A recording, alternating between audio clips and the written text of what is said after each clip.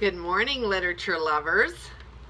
This is Grandma Carla here to read you some more of The Jungle Book by Rudyard Kipling. And we have read quite a bit, but I have not been able to show you any good pictures. So the lighting is better today, and these pictures are very dark because this is a book that is very old, and the pictures are dark, so I wanted to show you the pictures. Okay, and the caption of this picture says, "Good luck go with you, O Chief of the Wolves." All right, so that was back at the beginning of the story.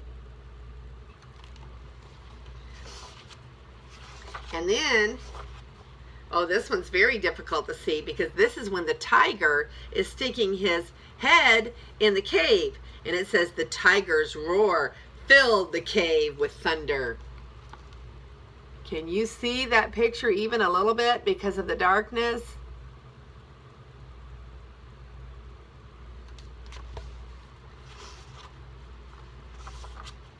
This one is the meeting at the Council Rock when they took Mowgli to be approved to run with the pack.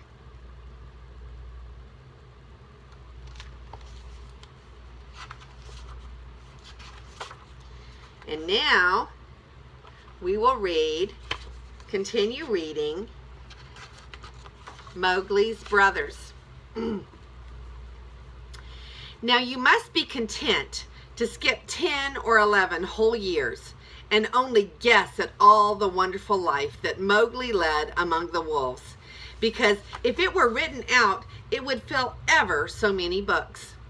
He grew up with the cubs, though they, of course, were grown wolves almost before he was a child, and Father Wolf taught him his business and the meaning of things in the jungle, till every rustle in the grass, every breath of the warm night air, every note of the owls above his head, every scratch of a bat's claw as it roosted for a while in the tree, and every splash of every little fish jumping in the pool meant just as much to him as the work of his office means to a businessman.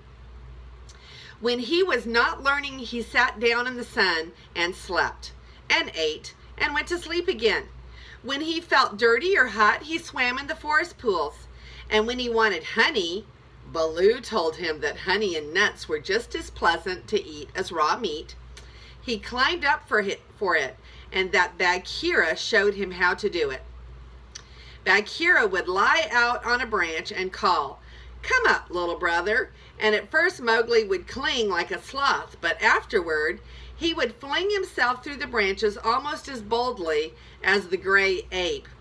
And he took his place at the Council Rock too, when the pack met, and there he discovered that if he stared hard at any wolf, the wolf would be forced to drop his eyes.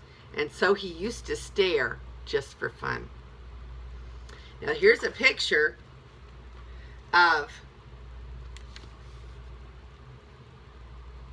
Bagheera up in the tree on a branch and Baloo underneath him.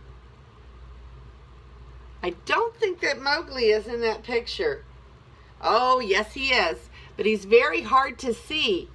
He's up here in the tree with the Bagheera, but he's very hard to see.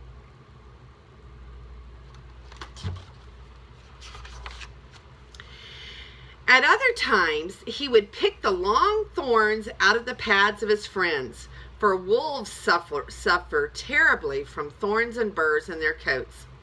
He would go down the hillside into the cultivated lands by night and look very curiously at the villagers in their huts.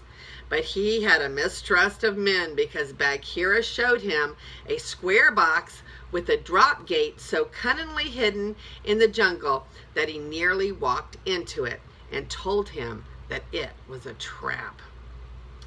He loved better than anything else to go with Bagheera into the dark, warm heart of the forest, to sleep all through the drowsy day, and at night see how Bagheera did his killing.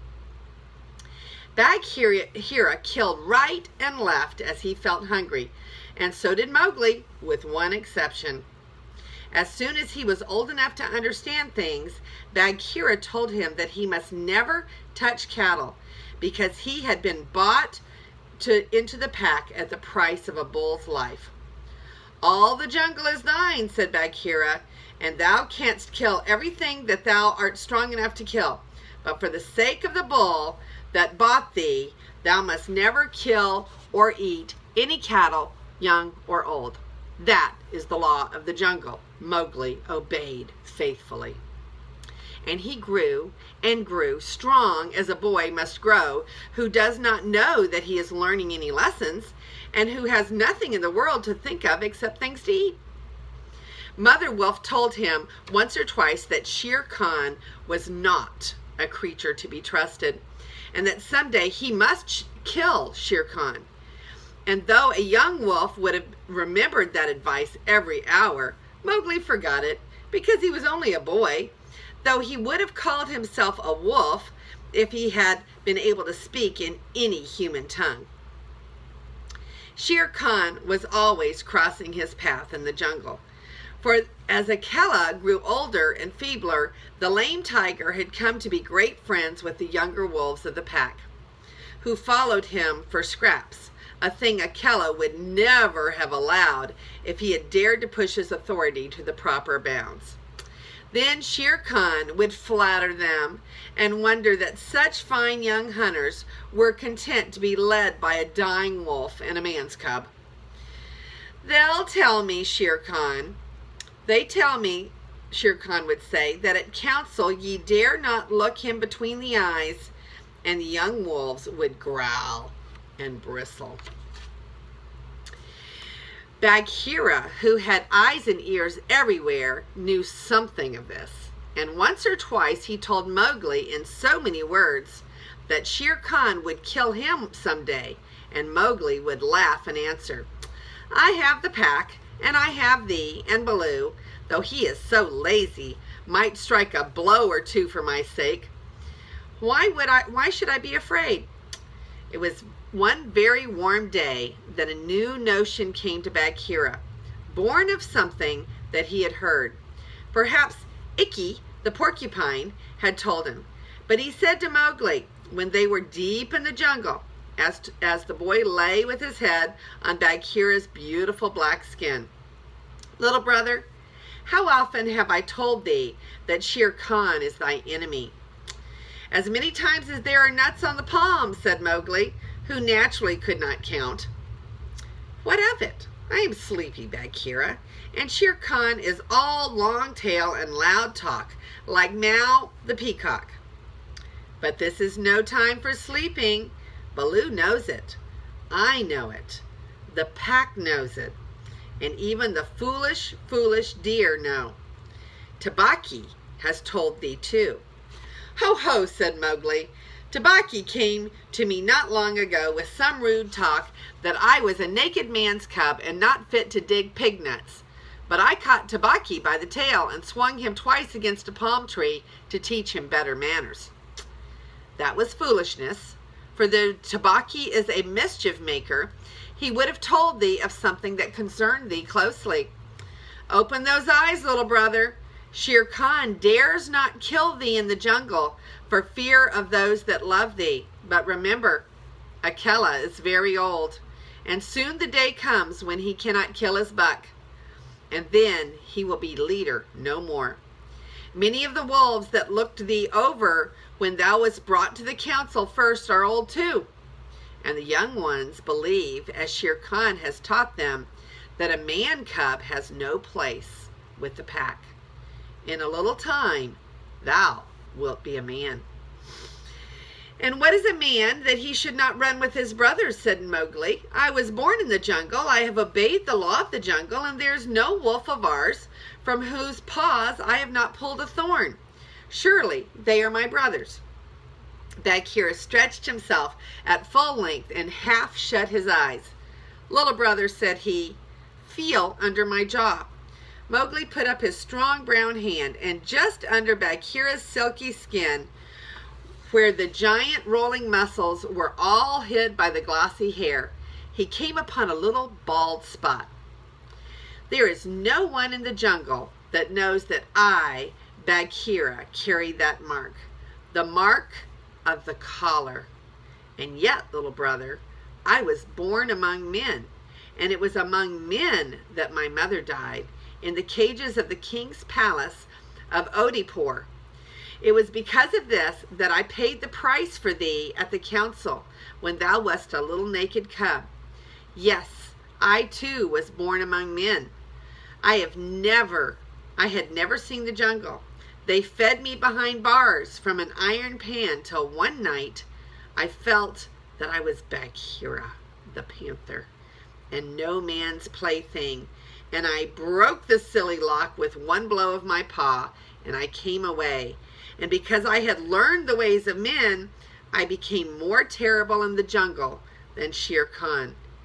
Is it not so? Yes, said Mowgli. All the jungle fear Bagheera, all except Mowgli. Oh, thou art a man's cub, said the Black Panther very tenderly. And even as I return to my jungle, so thou must go back to men at last, to the men who are thy brothers, if thou art not killed in the council. But why? But why should any wish to kill me? Said Mowgli. Look at me, said Bagheera, and Mowgli looked at him steadily between the eyes. The big panther turned his head half away in half a minute. That is why, he said, shifting his paw on the leaves. Not even I can look thee between the eyes, and I was born among men, and I love thee, little brother. The others, they hate thee because their eyes cannot meet thine, because thou art wise, because thou hast pulled out thorns from their feet, because thou art a man. I did not know these things, said Mowgli suddenly, and he frowned under his heavy black eyebrows. What is the law of the jungle? Strike first, and then give tongue. By thy very carelessness they know that thou art a man. But be wise. It is in my heart that when Akela misses his next kill, and at each hunt it cost him more to pin the buck, the pack will turn against him and against thee. They will hold a jungle council at the rock, and then, I have it!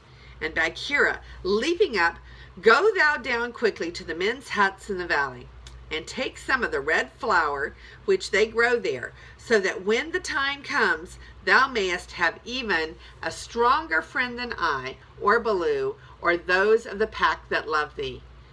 Get the red flower. By red flower, Bagheera meant fire. Only no creature in the jungle will call fire by its proper name. Every beast lives in deadly fear of it, and invents 100 ways of describing it. The red flower, said Mowgli, that grows outside their huts in the twilight? I will get some. There speaks the man cub, said Bagheera proudly. Remember that it grows in little pots. Get one swiftly and keep it by thee for time of need. Good, said Mowgli. I go. But art thou sure, O my Bagheera? He slipped his arm around the splendid neck and looked deep into the big eyes. Art thou sure that all this is Shere Khan's doing? By the broken lock that freed me, I am sure, little brother. Then by the bull that bought me, I will pay Shere Khan full tale for this, and it may be a little over, said Mowgli, and he bounded away. That is a man. That is all a man, said Bagheera to himself, lying down again. Oh, Shere Khan, never was a blacker hunting than that frog hunt of thine 10 years ago. And we will start there next time. The Jungle Book by Rudyard Kipling. God bless.